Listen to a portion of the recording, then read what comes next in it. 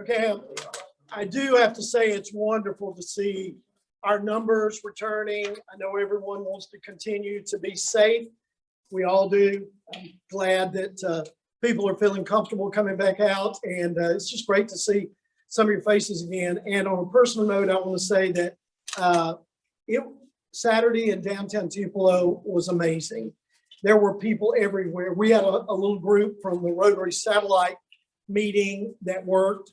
We worked for an hour and then we went to brunch. But we had like 10 or 12 people working.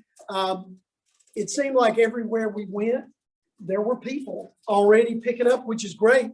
We just went further out. We went further north, further west from around. We were going to go start around downtown. So I think a lot of good things happened Saturday. And I'm just so proud that Rotary had a part in starting that. And then we started the partnership with Tupelo, beautiful, whatever the proper name is. Yeah, thank you. So I want to introduce our speaker today. Jason Martin has been the executive director of the Tupelo Lee County Hunger Coalition since 2018. The Hunger Coalition is an initiative of the United Way and a special project of the Create Foundation. Additionally, Jason directs the St. Luke Food Pantry here in Tupelo, role he's been in since 2014. Jason believes that access to enough food for an active and healthy life is a basic human right.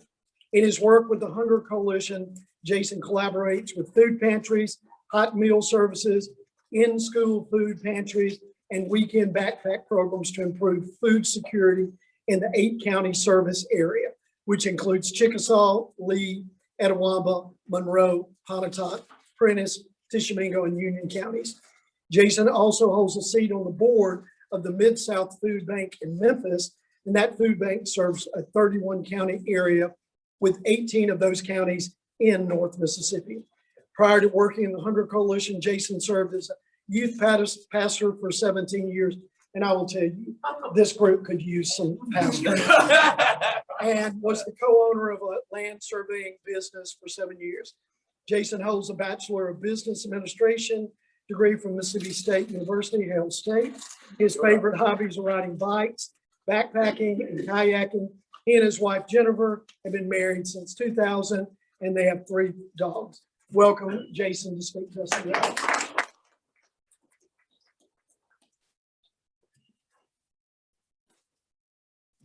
Well, good. I guess I get to say good afternoon now. It's nice to be with you all today. Thanks for having me. And I need to say something very important as we speak right now.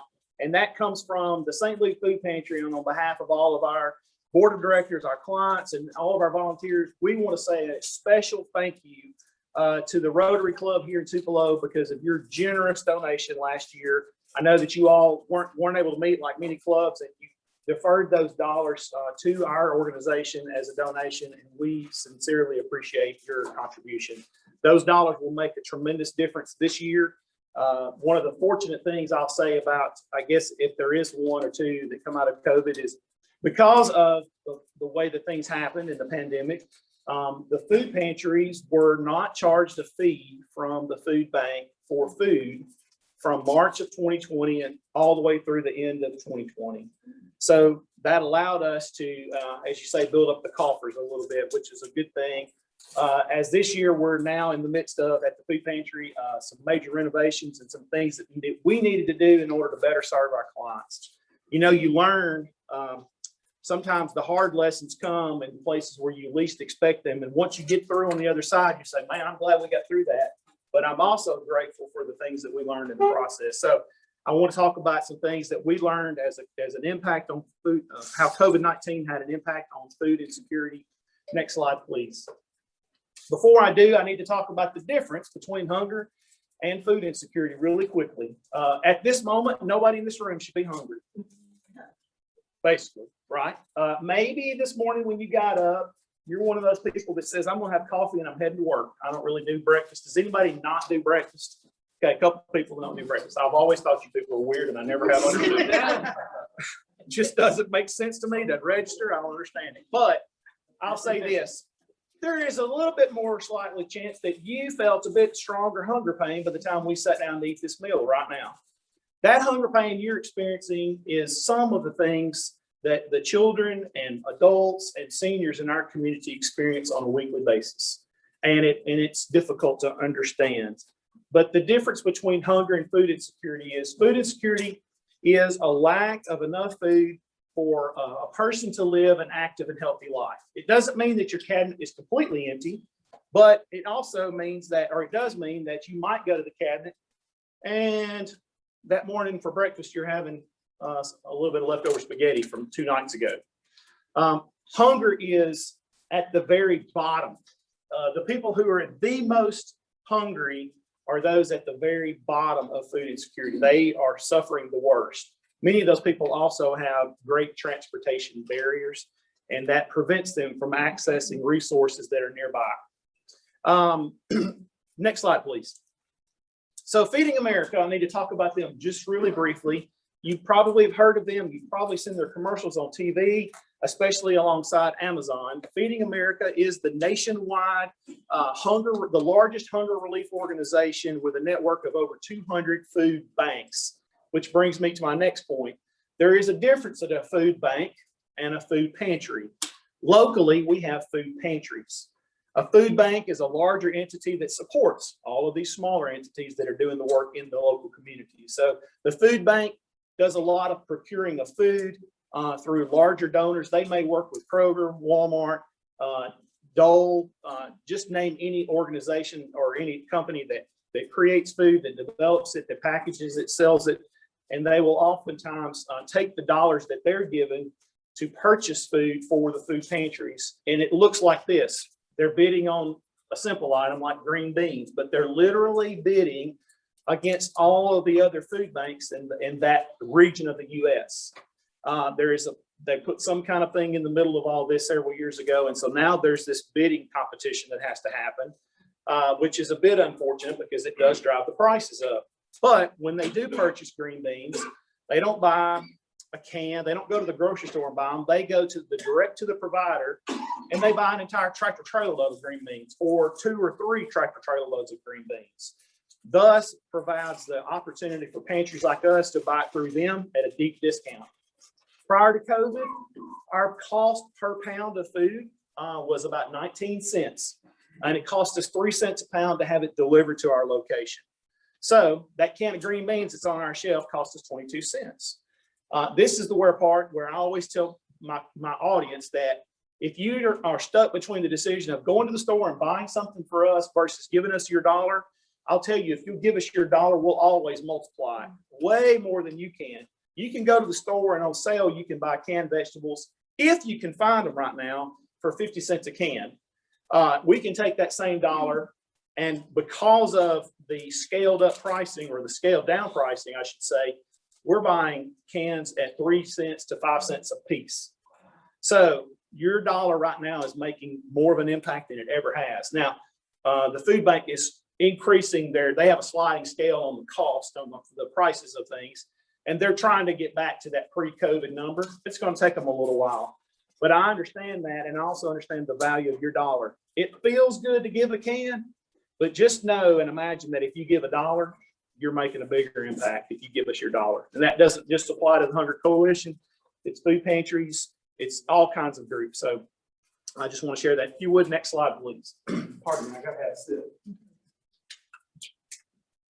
Let's talk about, cut it off. Let's talk about food insecurity pre-COVID and post-COVID. I'm going to have to point for just a minute. So you're not going to be able to tell it really well.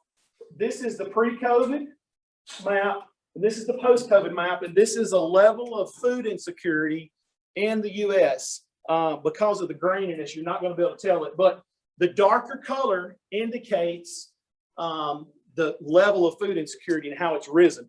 If you look carefully, you can see that it is a lot darker, particularly here in the South, in Mississippi, and some of these other areas. That before COVID, it was a lot lighter, meaning COVID had an impact, and it had a pretty dramatic impact. Yeah, there you go. You might be able to see a little bit better now. Can we go to the next slide, please? I'm sorry. I saw her. Hey, y'all, I saw her over there. And I thought I'd go ahead and make her run back. All right, so this is the state of Mississippi pre-COVID, post-COVID. The shades obviously a lot darker. Wouldn't you know that, here in Mississippi, we're either first or 50th in lots of things, and that includes hunger. And for about the 8th year running, we are the hungriest state in the nation.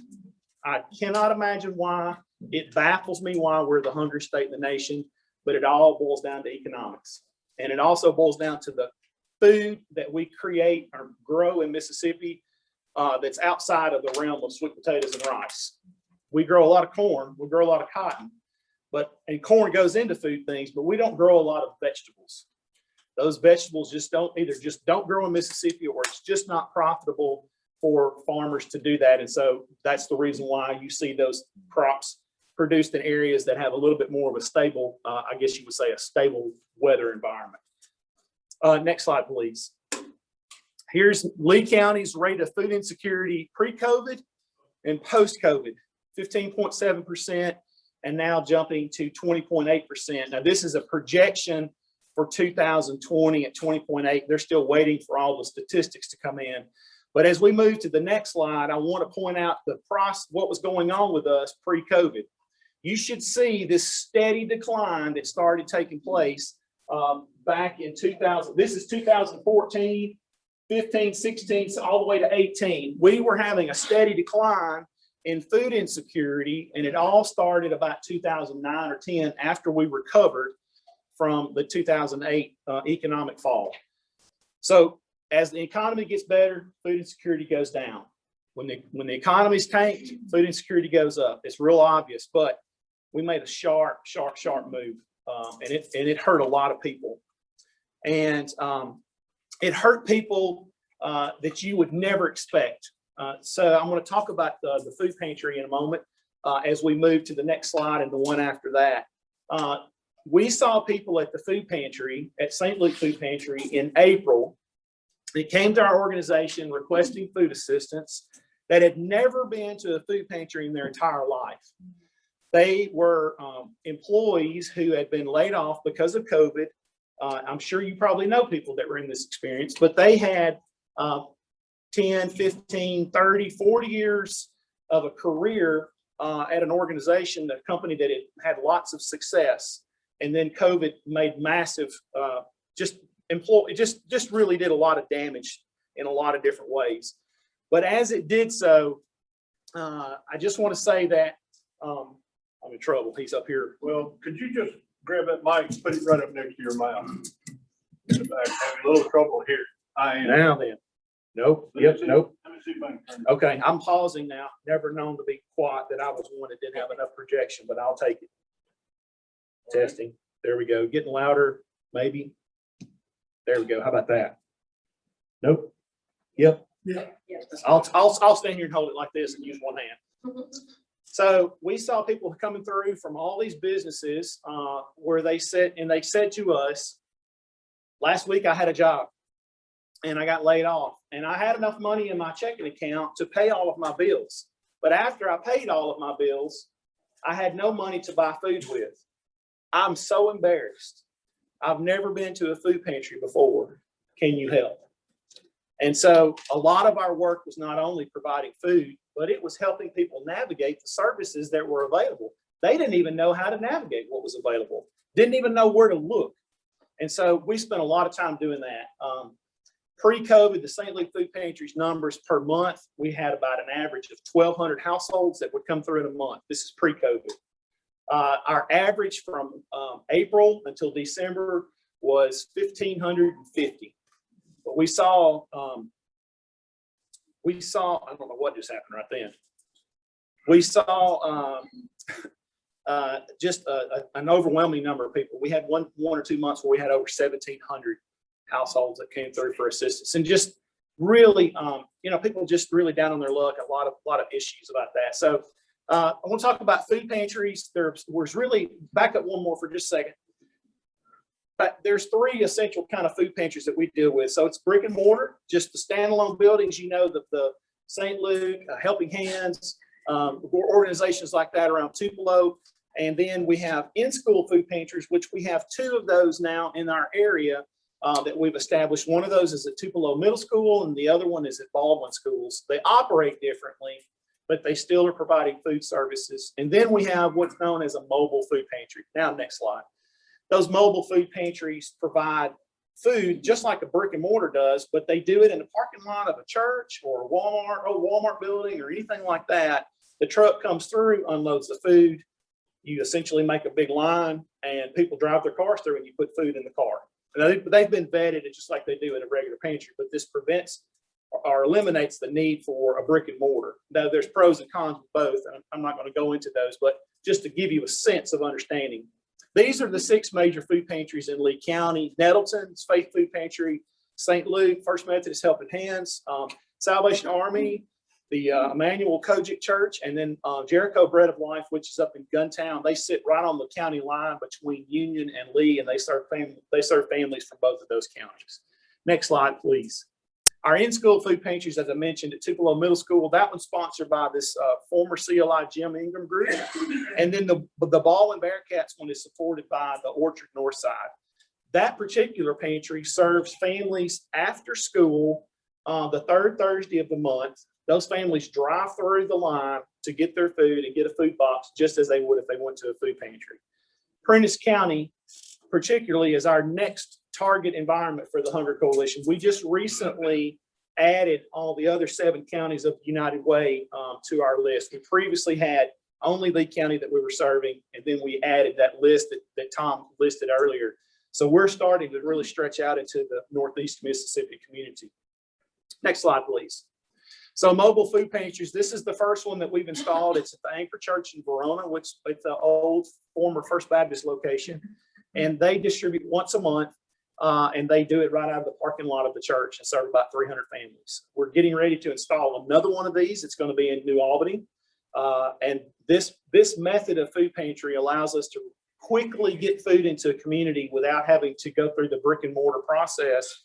But then an organization like the Anchor Church has plans to have their own standalone facility. So I'm excited for them, but this lets them jump up quickly and get to serving and not have to wait to get funding established and all that. Next slide, and the next.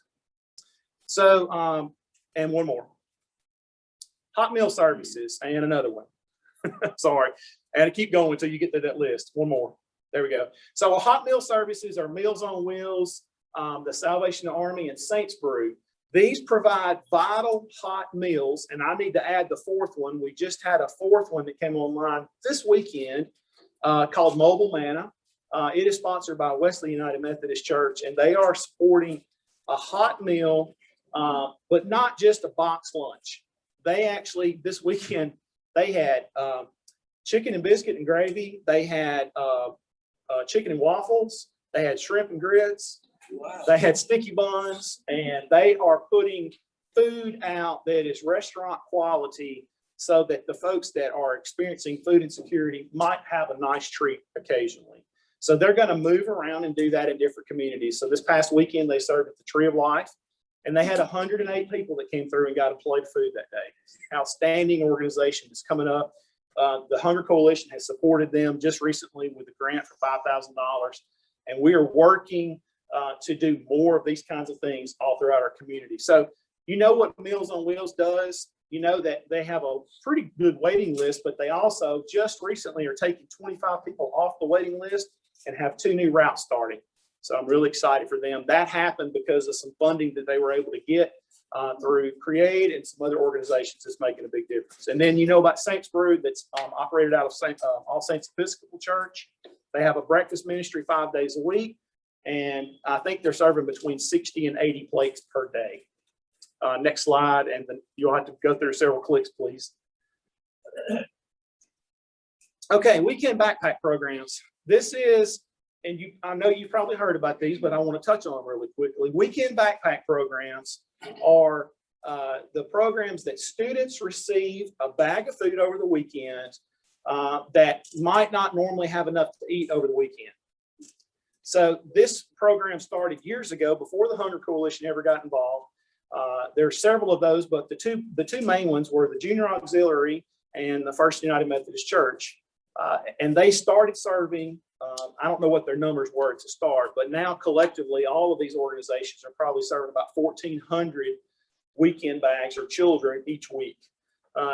The need for this is a lot more than that. If you take our local food free and reduced meal rate at our schools, both Tupelo and Lee County, that number averages about 65 to 68% of the student body. Now, not all 68% of those, they may not all need food over the weekend, but there's little kids like Katie that do. Now, Katie's story is real simple. It's hard to tell, so bear with me. But Katie's story is real, happened in this community. Katie went to school on Monday morning, and she asked her teacher for a snack. She said, "I'm really hungry." And she said, "Do you have anything you can let me have to eat?" And she said, of course, just like all teachers, she's got that drawer there that she keeps in her room with some snacks. She got Katie a snack, and Katie sat down and hurriedly ate it really quickly. Not like a kid who just had a little bit of breakfast, but like a kid who had missed some meals. And so she said, "Katie, did you eat breakfast this morning?" "No, I didn't." "Did you eat? What did you have for dinner last night?" "I didn't get to eat last night." "Well, Katie, when did you eat? Why didn't you eat on Sunday?" And she said, "Because it was not my turn to eat." The child had eaten on Saturday night, but she had to skip all the meals on Sunday. And the first thing she had to eat was on Monday morning at school. That's why weekend backpack programs make such a difference. That's why we want to support more and more of these, because we have children all over our community who are going the weekend without enough to eat. But not only that, as COVID has been rampant and driving things crazy, we have a lot of families that their food budget has been stretched beyond because they're used to their children getting breakfast and or lunch at school. They've been at home. They've been trying to study virtually. And I can't imagine the difficulty of having a child at home who normally eats at school. Now I'm having to feed them, but also keep them focused on their schoolwork. So I'm personally in prayer for our children and our families in this situation, because I know that they've lost a lot this past year. So we want to keep our administration of teachers and so forth in our prayers.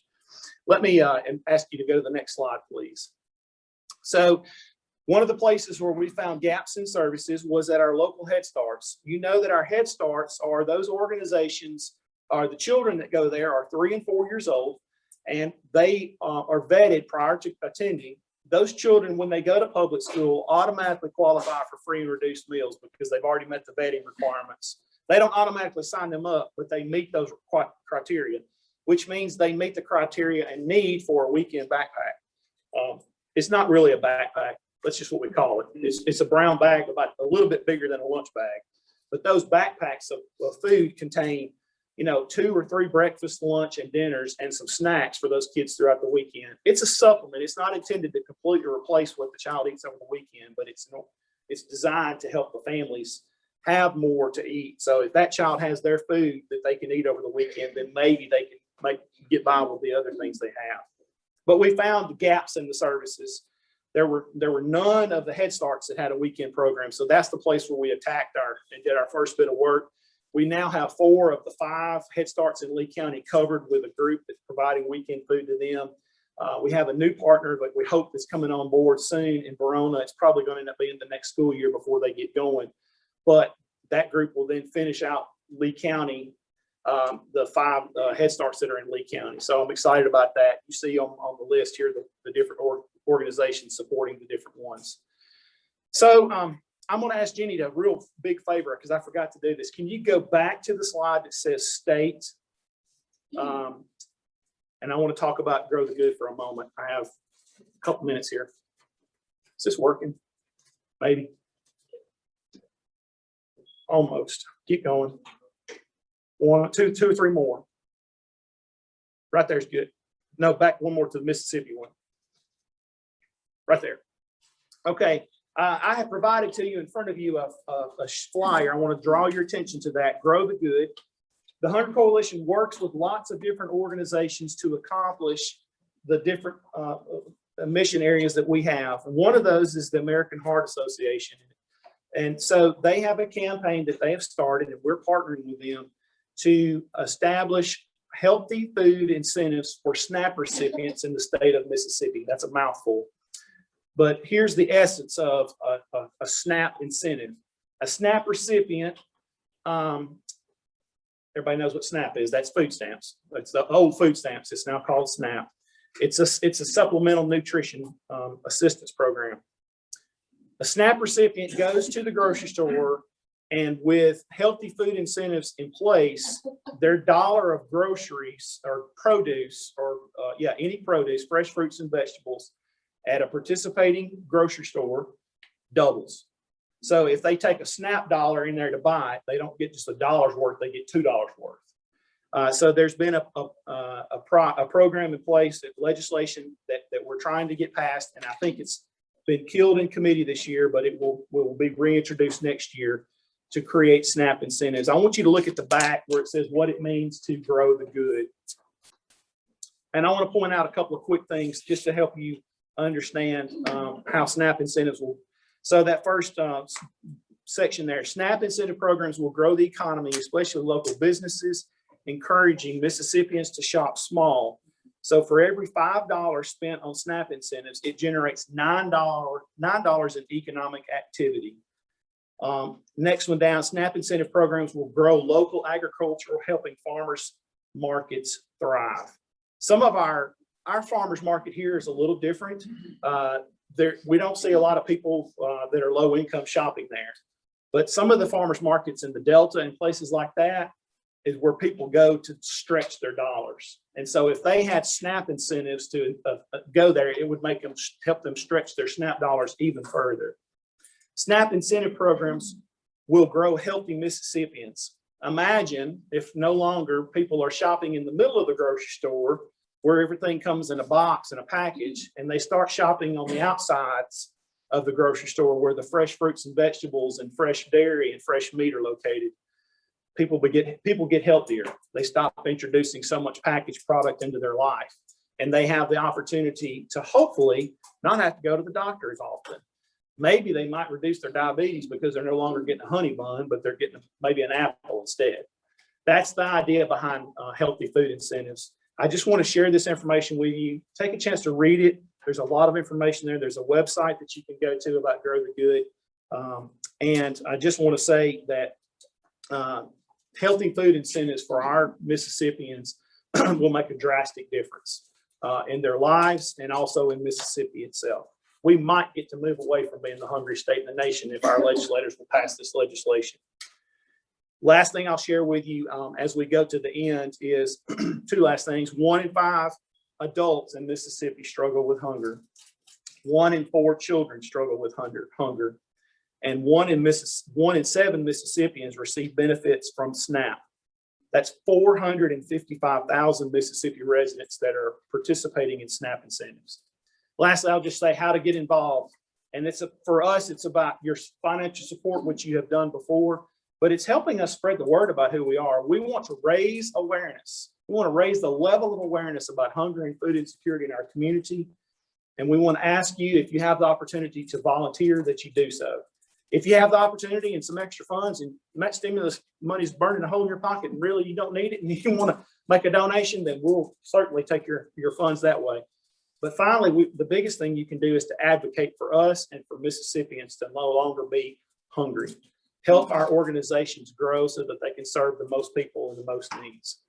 I want to take a minute to just point out my contact information, but I also want to ask if there are questions.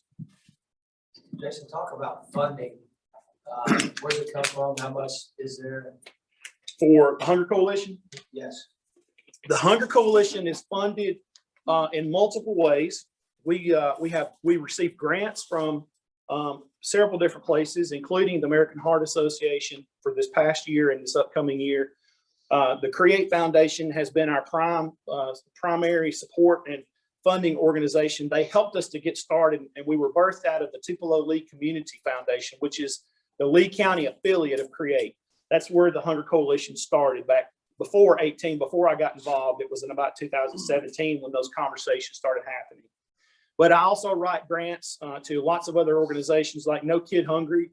They provided some funding for us this year. We also hit the normal places you would think, like we asked Walmart for funding and places like that. But then the biggest pieces of our funding come from individuals like you. They make the biggest difference, and that pushes us over having enough money to scrape by and allowing us to be able to write grants to the mobile or give grants to Mobile Manna to get started. So that's a big piece of our work this year, is filling those gaps. We're not personally doing it. We're trying to find organizations and develop organizations to do the work. That way our expertise can be stretched out the most and we can help them do the most good. If we spend all of our time building food boxes, we're not wasting our time, but we could be spending our time more wisely. There's plenty of people that can build a food box. It takes a special set of knowledge to be able to do what we do. And so that's the reason why you don't see as much of us out building food boxes and asking people for canned goods, but asking people to support us through advocacy and raising awareness. Great question. Thanks, Rob. Yes, sir. Do we have the supplies to meet the food insecurity here? And if we do, what's the greatest impediment to having our families get to you? What keeps them from coming to us? I'm going to say we're close to having enough food. If you look at things in the broader scheme and back up, if we pinpoint in right now and look at what's going on, there's an actual food shortage, and it's happening, and it's creating some difficulty for the food pantries. The caveat to that is those food pantries have some coffers built up from last year. So if they have to go outside of the food bank to get food, they have the funding to do so. But as they do that, they're going to expend a lot more money. The St. Luke Food Pantry has been purchasing meat locally through a local retailer since November. And we normally would never do that because it costs a lot of money. But we've spent $25,000 since November buying chicken because there's nothing available from the food bank in the realm of meat. So part of the work of the Hunger Coalition is to support the Mid-South Food Bank with funding to buy food for our area. So that's part of what we do. It sounds like, why are you don't you direct it there? But if we get to direct it specifically, then we can earmark it for our community. If we just say, hey, Rob, would you write a check to the Mid-South Food Bank? And it just goes into the general coffers, and we may not get as much of it as we need. So we're trying to really focus in and direct that. But getting back to your question, the biggest barrier that all of our residents have in obtaining the food is transportation. And that's the area we're working on to try to design a program that is effective in meeting the needs of the most needy, and do it effectively and with some sustainability in mind. So that's why we're looking at the program that Amazon did this past year, where they literally directly ship the food to the families versus utilizing volunteers. You can imagine if we tried to take on delivering 800 boxes across the community in the summertime, how many volunteers that would take to do it directly to their houses. The first 2 years in our summer program that we attempted to put together, we met some goals, but the goal we wanted to meet the most, we didn't meet. And that was getting the food to the families who had the deepest amount of need. They even 2 years ago, when we took the food to their community, we had 7 distribution sites across the county. They still could not get to the food because they didn't have transportation.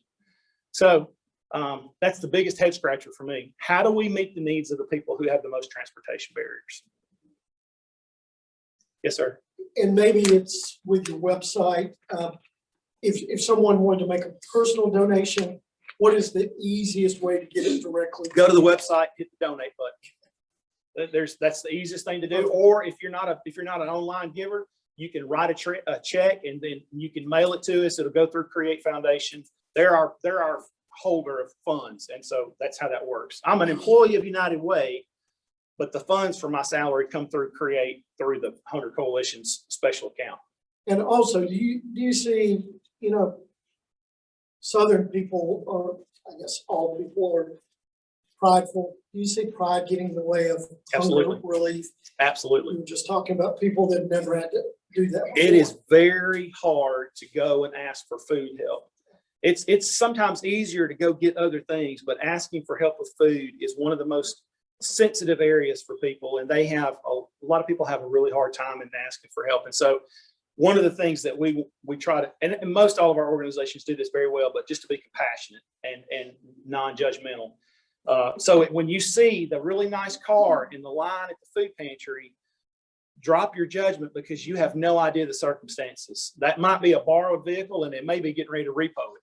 I can tell you a personal story of a lady who was driving a Mercedes, and I opened my mouth at the wrong time. And she had a job making $90,000 a year and had lost it 4 months before. They were about to repossess her house and repo her car.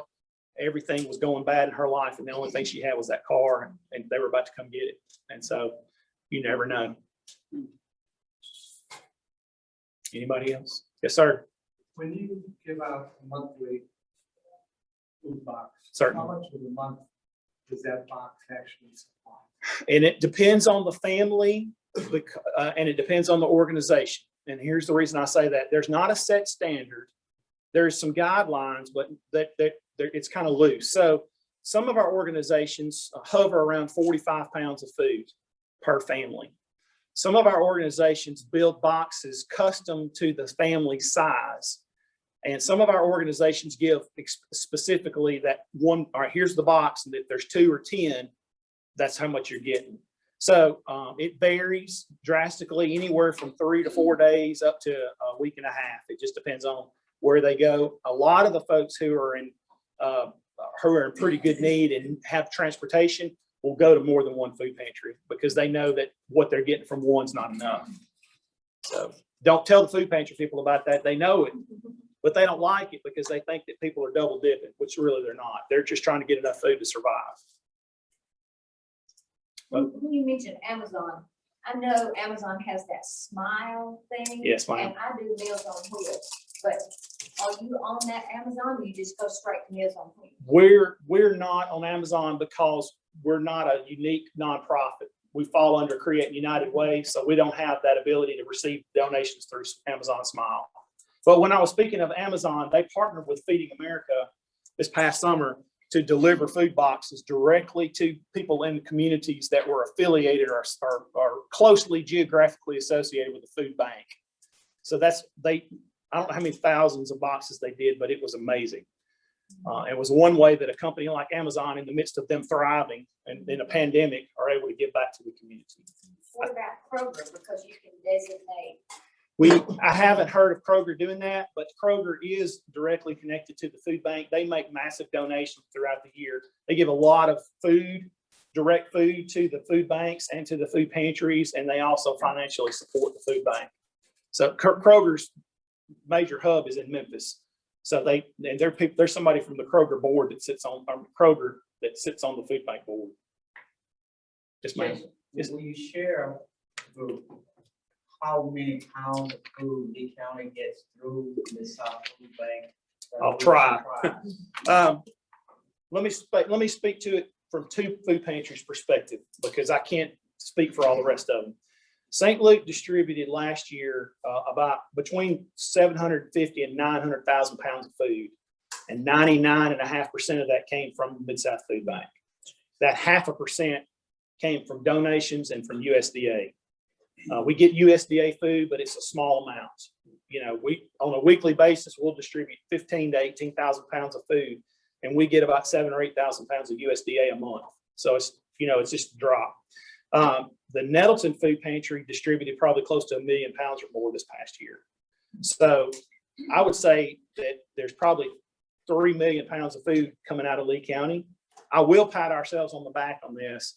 Out of all of the 31 counties in the Mid-South Food Bank service area, Lee County is at the top for the percentage of required food to go out.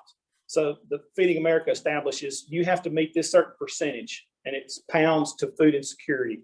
And the last I looked, we're at 156%. So I will pat us on the back, and we're doing some good work. Anybody else? Listen, I want to say thanks again. I really appreciate the opportunity. If you have questions, I have cards up here. I would love to share one of those. I would love to go and speak to your other civic organizations or faith-based groups. Thanks again from St. Luke Food Pantry for your incredible donation last year. And thanks for the grant that you have given to the Hunger Coalition in the past. I appreciate all of you.